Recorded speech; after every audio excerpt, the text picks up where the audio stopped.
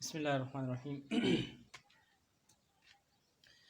We have started the n-fold axis of rotations. हमने बहुत कई एग्जांपल्स देख लिए हैं प्लेनर मॉलिक्यूल्स के, तो कुछ एग्जांपल्स प्लेनर मॉलिक्यूल्स के और ले लेते हैं, फिर नॉन प्लेनर मॉलिक्यूल की तरफ चलते हैं। तो एक एग्जांपल, फॉर एग्जांपल बेंजीन।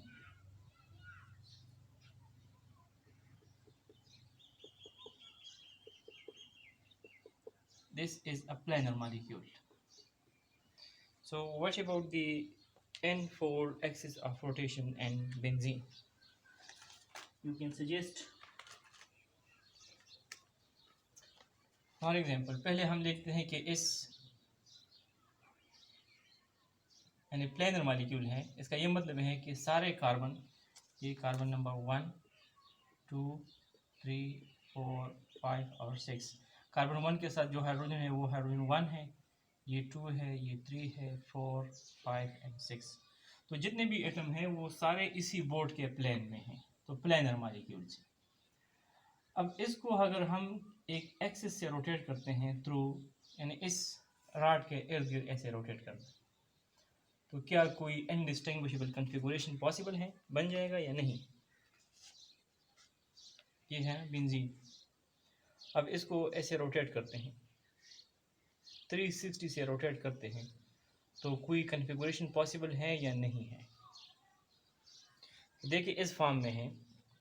जब इसको हम रोटेट करना शुरू कर देते हैं, जब ये कार्बन नंबर 1 कार्बन नंबर 2 की पोजीशन पर आ जाएगा, तो ये इनडिस्टिंग्विशेबल कॉन्फ़िगरेशन बन जाती है।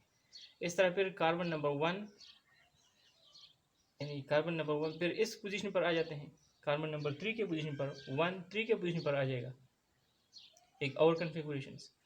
ये हमारा स्टार्टिंग पॉइंट था।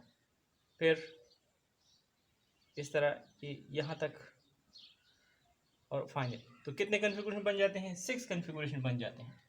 तो 6 configuration means 360 divided by 6 is 60 degree से अगर हम इसको रोटेट करते हैं, अब इसको 60 डिग्री से रोटेट करेंगे इस तरह क्लॉकवाइज ऐसे, तो क्या होगा? कार्बन नंबर 1 कार्बन नंबर 2 पर, कार्बन नंबर 2 कार्बन नंबर 3 की जगह पर, 3 4 पर, 4 5 पर, 5 6 पर और 6 1 पर।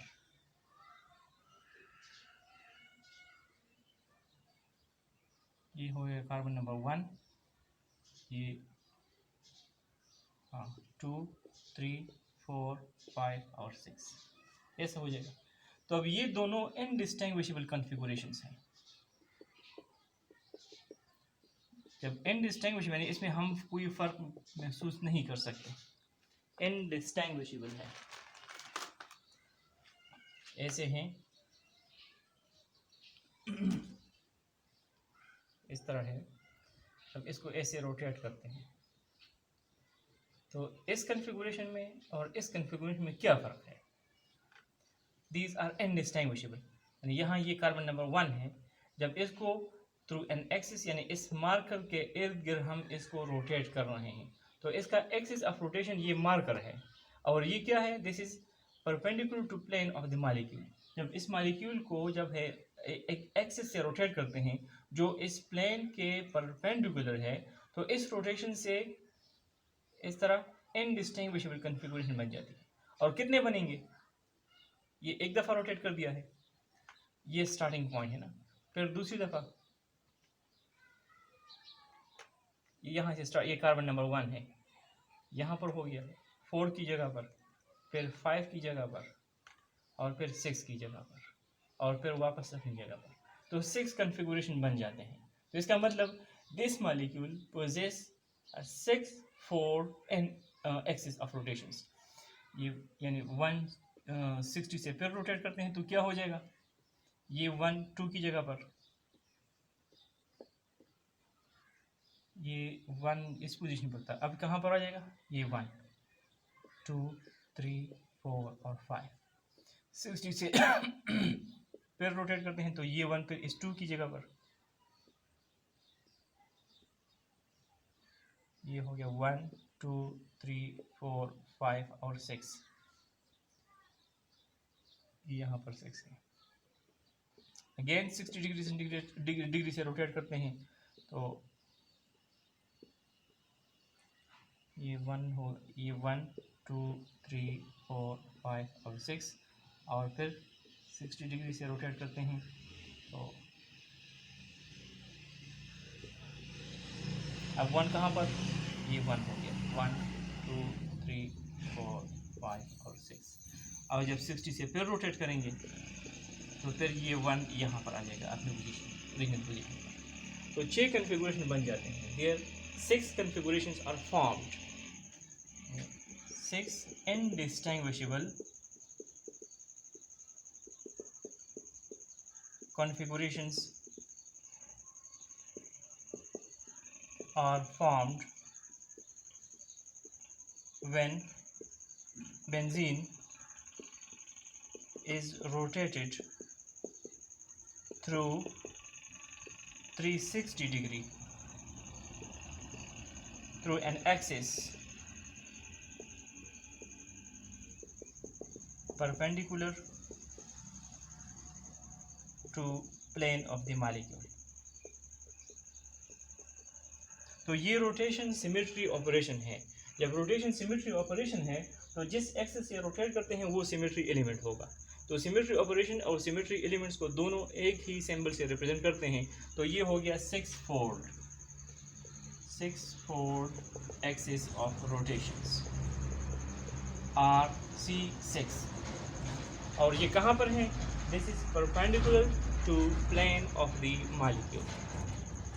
अब यहाँ पर देख ले, ये कन्फिगुरेशन 1 है, ये 2 है, ये 3 है, 4 5 एंड 6। अब देखिए यहाँ से 1 से जब 2 की तरफ आते हैं तो ये क्या किया है, C6 को 1 टाइम अप्लाई किया है, 6 फोल्ड एक्सिस ऑफ रोटेशन को 1 टाइम्स अप्लाई किया है। अब जब 1 और 3 को देख लेते हैं तो ये क्या किया है, 2 दफ़ा रोटेट किया गया है। एक दफ़ा रोटेट करने से ये कन्फिगुरेशन बन गया है और फिर फर्दर रोटेट तो ये हो जाएगा। तो इसका मतलब C6 को 2 टाइम्स अप्लाई किया है। इस तरह 1 से 4 की तरफ आने के लिए, यहाँ तक आने के लिए क्या किया है, 3 दफ़ा रोटेट किया है, 1 2 3। तो C6 को 3 टाइम्स अप्लाई किया है। इस तरह यहाँ तक आने के लिए C6 को 4 टाइम अप्लाई किया है और यहाँ तक आने के लिए C6 को 5 टाइम, और यहाँ से फिर वापस इस पोजीशन तक आने के लिए फिर क्या किया है, यानी वापस आने के लिए ये फिर C6 को 6 टाइम अप्लाई किया है इनिशियल पोजीशन तक आने के लिए C6। तो इसका मतलब जब Cn को n टाइम्स अप्लाई करते हैं तो वापस आइडेंटिटी इनिशियल पोजीशन पर आ जाते हैं, दैट इज कॉल्ड आइडेंटिटी। तो बेंजीन पोजेस 1C6। इसके अलावा ये तो perpendicular to plane of the molecule है। अब अगर प्लेन में हम देखते हैं तो फिर क्या होगा, यानी हमने ये पहले ही कहा था कि किसी एक मॉलिक्यूल में एक से ज़्यादा n fold axis of rotation possible है। तो जितने ज़्यादा होंगे उतना ही वो मॉलिक्यूल या वो ऑब्जेक्ट मोर सिमेट्रिकल है। अब प्लेन की तरफ आते हैं कि प्लेन में भी कोई इसमें है या नहीं है।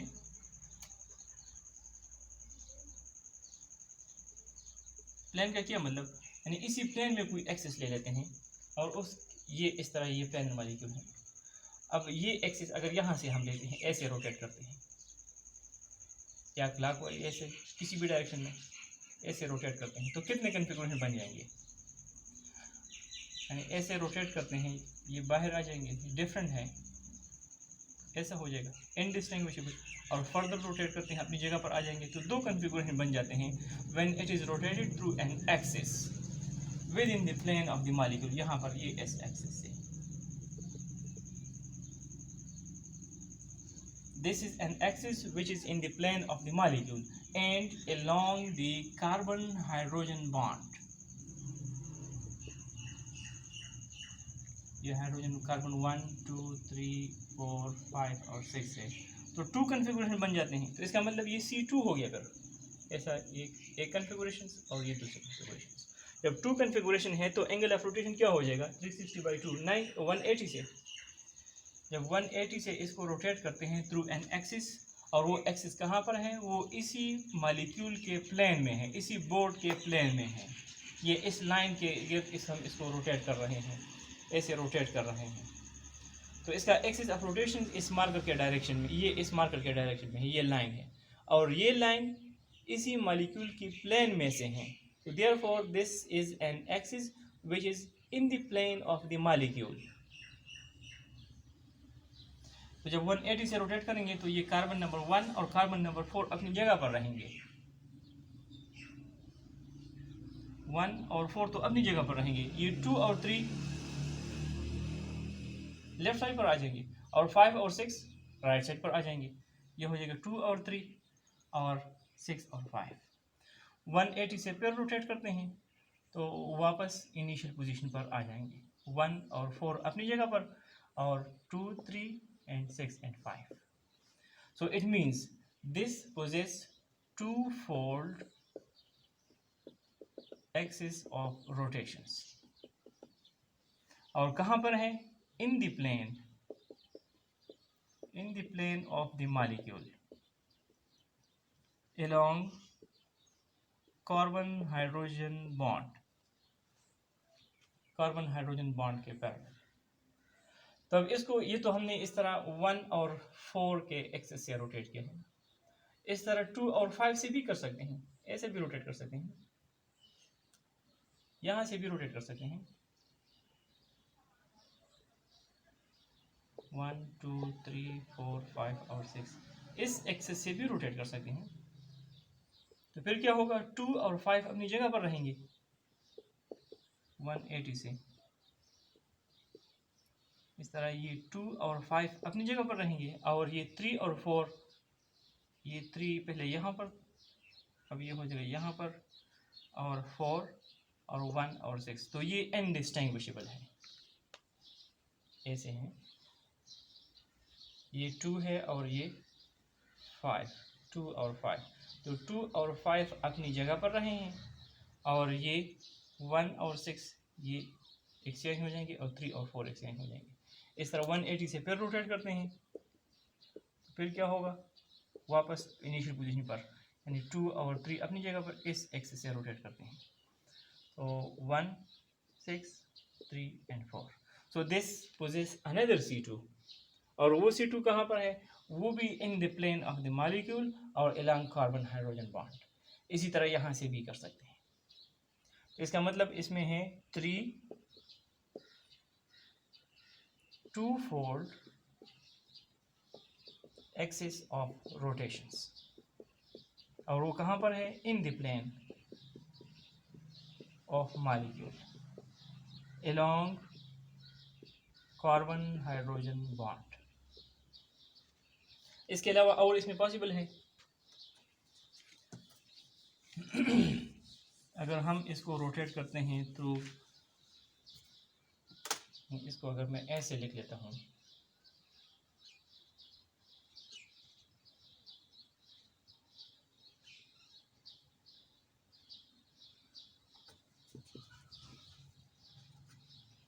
ऐसा ही ठीक है। देखिए ये कार्बन नंबर 1, 2, 3, 4, 5 और 6। पहले तो हमने कार्बन हाइड्रोजन बॉन्ड के पैरेलल किया है। अब अगर यहाँ से कर लेते हैं, कार्बन हाइड्रोजन इस मार्कर के डायरेक्शन में यहाँ से रोटेट करते हैं, इसे हो जाएगा इस एक्सिस से।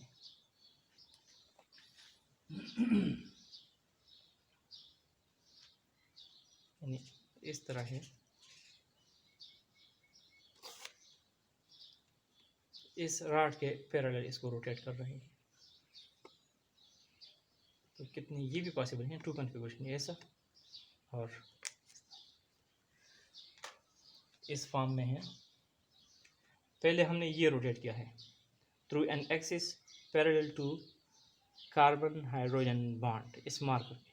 अब यहाँ से कर रहे हैं, ये कहाँ से हैं, इन द प्लेन और कार्बन कार्बन बॉन्ड के सेंटर से ऐसे रोटेट करते हैं। तो इसमें सारे चेंज हो जाते हैं।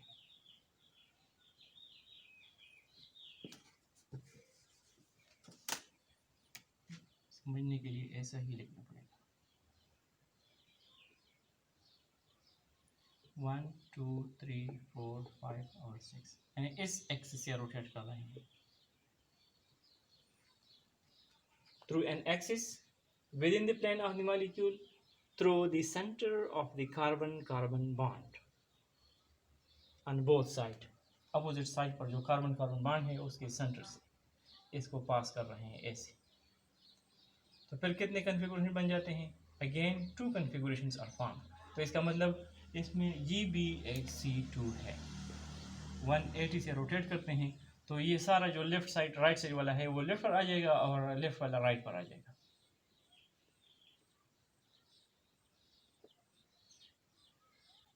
ये हो गया 1 2 और 3 और 6 5 और 4 और 180 से फिर रोटेट करते हैं तो वापस इनिशियल पोजीशन पर आ जाएंगे. ये होगा 1 2 और 3 and 4 5 और 6.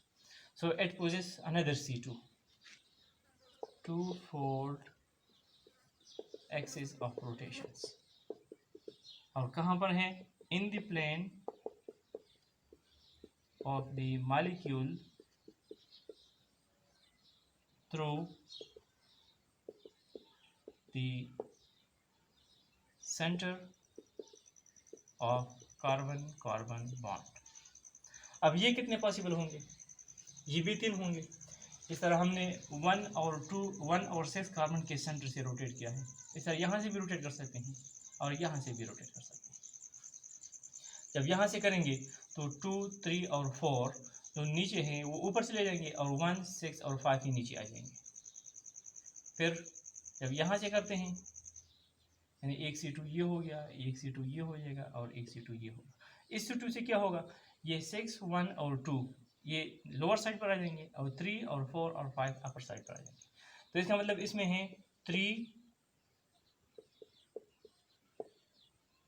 3-fold axis of rotations. और कहाँ पर है? In the plane through the centre of the carbon carbon bond. तो टोटल कितने हो गए? इसमें 3C2 थे, ये 2-4 3C2 या 2-fold axis of rotations C2 वो थे कार्बन हाइड्रोजन बॉन्ड के पैरेलल इन द प्लेन. 3 ये थे और 3C2 वो है कार्बन कार्बन बॉन्ड के सेंटर से और 1C6 है वो perpendicular to plane of the molecule है. अच्छा एक बात और, अब यहाँ से परपेंडिकुलर से हम रोटेट कर रहे हैं. ये हमने रोटेट किया था 60 डिग्री से ऐसे इस मार्कर के इर्द गिर्द. अगर 60 के बजाय हम 120 से रोटेट करें फिर क्या होगा?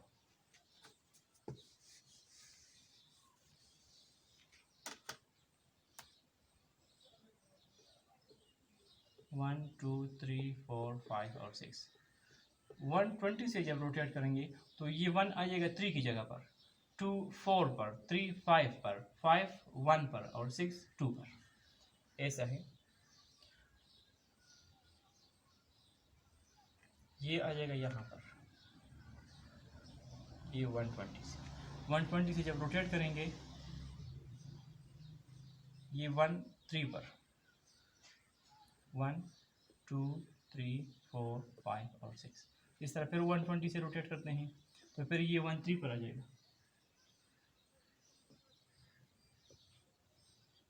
ये 1 2 3 4 5 और 6 और फिर 120 से रोटेट करते हैं तो फिर क्या होगा? ये 1 अपनी जगह पर आ जाएगा.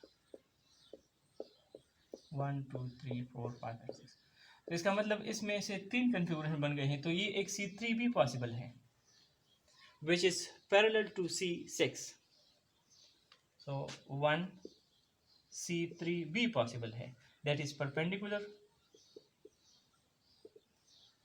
to plane of the molecule or it is parallel to C6. अच्छा, अगर 120 से नहीं करते 180 से करते हैं फिर क्या होगा, ये 1 इधर 4 की जगह पर आ जाएगा ऐसे, और फिर रोटेट करते हैं तो दो कन्फिगुरेशन इससे भी बन जाते हैं। तो इसका मतलब एक C2 भी बन सकता है।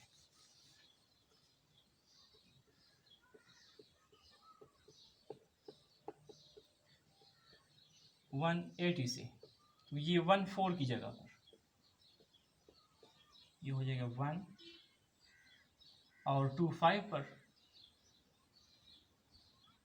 2 3 4 5 और 6 ऐसा हो जाएगा, और 180 से फिर रोटेट करते हैं तो फिर दोबारा, तो दो configurations are found, two configurations are found. तो इसका मतलब 1C2 भी पॉसिबल है perpendicular to plane of the molecule. तो टोटल इसमें कितने हो गए, 3C2 3C2, ये हो गए 6C2, और फिर 3 और 3 6 हो गए, और एक C2 ये हो जाएगा, तो 7C2। 7 इसमें 2 4 एक्सिस ऑफ रोटेशन है। इसके अलावा एक इसमें 1 इसमें C3 है, 3 4 एक्सिस ऑफ रोटेशन, और एक इसमें 6 4 एक्सिस ऑफ रोटेशन है। टोटल इसमें हो गए 9 n fold axis of rotation. Benzene में 9 n fold axis of rotation है। इसमें से 3C2 in the plane of molecule along carbon hydrogen bond, और 3C2 in the plane to the center of carbon carbon bond, और 1C2 perpendicular to plane of the molecule है। 1C3 it is also perpendicular to plane of the molecule, और 1C6 है it is also perpendicular to plane of the molecule। तो ये C6 this is the principal axis। ये principal axis को identify करना, ये सारे इस तरह इसको समझना, आगे फिर अगर ये अभी नहीं समझेंगे तो आगे फिर मुश्किल होगी, क्योंकि आगे हमने पॉइंट ग्रुप डिस्कस करने हैं या प्लेन ऑफ सिमेट्री डिस्कस करने हैं, तो वो इसके साथ रिलेटेड है। अब अगर इस बेंजीन में से एक मॉलिक्यूल को हम किसी और एटम से रिप्लेस करते हैं तो फिर उसमें ये 9 n fold axis of rotation होंगे या नहीं होंगे। फॉर एग्जांपल पायरिडीन, यहाँ से हम इसको एंड कर देते हैं ये, तो अब इसमें सबसे पहले तो हम वो perpendicular to plane of the molecule देखते हैं। बेंजीन के केस में जब हम 60 डिग्री से रोटेट कर रहे थे तो उसमें से इनडिस्टिंग्विशेबल कन्फिगुरेशन बन जाते हैं, ये कार्बन 1 2 3 4 और 5। अगर इसको हम 60 डिग्री से रोटेट करते हैं तो फिर क्या बनेगा, इससे से 60 से जब रोटेट करते हैं क्लॉकवाइज फॉर एग्जांपल, तो ये N5 की जगह पर ये N यहाँ पर हो जाएगा, और 5 4 3 2 और 1 ऐसा हो जाएगा। ऐसे रोटेट करते हैं क्लॉकवाइज, या अगर एंटी क्लॉकवाइज करते हैं तो फिर N यहाँ पर आ जाएगा। तो अब ये बेंजीन के केस में जब हम इसको 60 से रोटेट करते हैं तो इनडिस्टिंग्विशेबल कन्फिगुरेशन उसमें से बन जाता है, क्योंकि उसमें कोई फर्क नहीं था। लेकिन इस केस में अब नाइट्रोजन नीचे है, अब लेफ्ट साइड पर आ गया है, तो ये डिस्टिंग्विशेबल कन्फिगुरेशन है, तो फिर तो ये सिमेट्री ऑपरेशन नहीं हुआ, ये रोटेशन सिमेट्री ऑपरेशन नहीं है, तो फिर ये एक्सिस ऑफ रोटेशन ये भी सिमेट्री ऑपरेशन नहीं है। तो इसका मतलब इसमें से C6 ये नहीं है when an atom is replaced by nitrogen। इसी तरह अगर 120 से करते हैं, 120 के रोटेशन के बाद ये नाइट्रोजन इस 4 की जगह पर आ जाता है,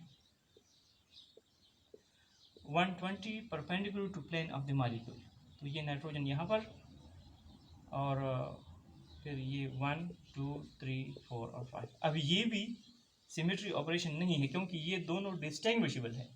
इसी तरह अगर 180 से करते हैं, 180 से करते हैं तो नाइट्रोजन ऊपर, यहाँ से नाइट्रोजन ऊपर आ जाता है, तो ये भी सिमेट्री ऑपरेशन नहीं है। तो इसका मतलब जो बेंजीन में 1C3 1C2 और 1C6 ये तीनों परपेंडिकुलर थे, परपेंडिकुलर टू प्लेन, ये इन ये बेंजीन में थे। अब ये 3 इस पैराडाइम में नहीं है। जब एक एटम को हम रिप्लेस करते हैं तो सिमेट्री पर क्या इफेक्ट हो गया कि 3 n fold axis of rotation तो इसमें से ख़त्म हो गए। अब प्लेन की तरफ आते हैं कि प्लेन में क्या होगा। प्लेन में हमने ये रोटेट किया था कार्बन हाइड्रोजन बॉन्ड के पैरेलल और कार्बन कार्बन बॉन्ड के सेंटर से बेंजीन के केस में।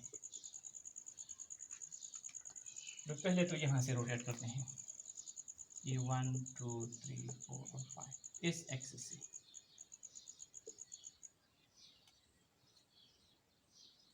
ऐसे रोटेट करते हैं। तो इस तरह रोटेट करने से 2 कन्फिगुरेशन बन जाते हैं, जिसमें से n और ये कार्बन नंबर 3 अपनी जगह पर रहेंगे, बाकी एक्सचेंज हो जाते हैं। यानी 180 से रोटेट करते हैं तो ये होगा, ये 3 और n अपनी जगह पर रहेंगे और ये 1 और 2 राइट पर और 5 और 4 लेफ्ट पर। जब 180 से फिर रोटेट करेंगे तो वापस अपनी जगह पर आ जाएंगे। तो 2 कन्फिगुरेशंस आर फॉर्म। तो इसमें it means 2 fold axis of rotations. यानी ये ऑपरेशन, ये रोटेशन सिमेट्री ऑपरेशन है। जब सिमेट्री ऑपरेशन है तो जो जिस एक्सिस से हम रोटेट कर रहे हैं, जो कि प्लेन ऑफ द मॉलिक्यूल में है, वो एक्सिस ऑफ रोटेशंस वो सिमेट्री एलिमेंट होगा। तो it possesses 2 fold axis of rotation C2 और कहाँ पर है, in the plane of the molecule along the carbon hydrogen bond and nitrogen atom. अच्छा, बेंजीन में तो फिर यहाँ से भी था। इस केस में यहाँ से अगर हम रोटेट करेंगे तो फिर क्या होगा, यानी इस कार्बन नंबर 2 से इसको पकड़ लेते हुए ऐसे रोटेट करते हैं तो फिर ये N4 की जगह पर आ जाता है।